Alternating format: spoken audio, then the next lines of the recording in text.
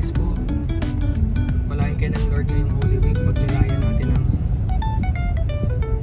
kabutihan ng Panginoon, yung kanyang sakripisyo sa krus, ang kanyang kamatayan upang tubusin ang ating kasalanan, at yung pag-asa na tayo po'y muling mabubuhay din sa kabila ng realidad ng kamatayan, dahil siya mismo ay namatay at muling nabuhay.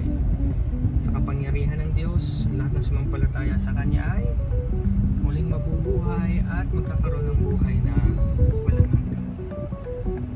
Ganun din naman po doon sa hindi sumampalataya, may resurrection din.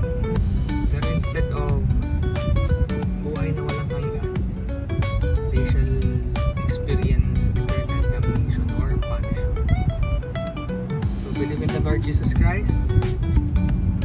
Manampalataya tayo sa ating Panginoon dahil lubos niya tayong inibig para at inialay ang kanyang buhay upang tubusin ang ating kasalanan.